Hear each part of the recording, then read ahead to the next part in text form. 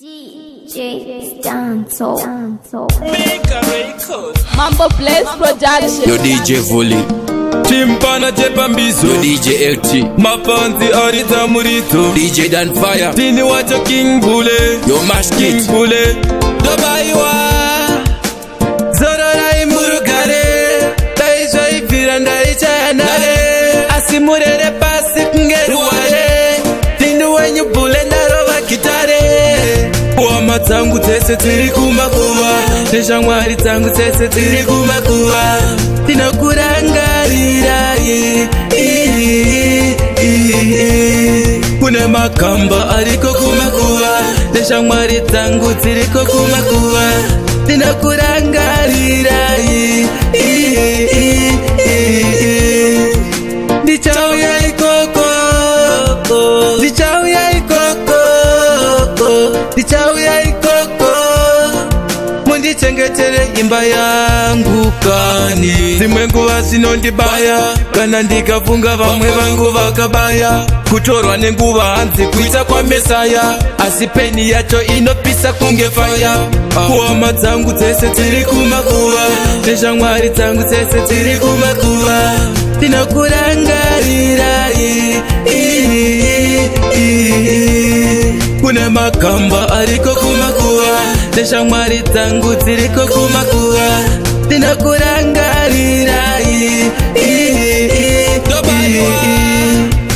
Zorora imurugare. Taisha ifira ndaichayanare. Asimurere pasi kungeruware. Tini wenyu bule naroba kitare. Kune vadzimu vangu kumakuva varere. Ndakumbira mundi chengetere idzopwere. Mazono kune kuka vana vanga penga jere. Ndotsakanda imbira kwa muri murere. Kuwama dzangu dzese tiri kumakuva. Neshamwari dzangu dzese tiri kumakuva. Tinokurangarira Kune makamba ariko kumakuva. Neshamwari dzangu dziriko kumakuva. Tinokurangarira Dichau ya ikoko.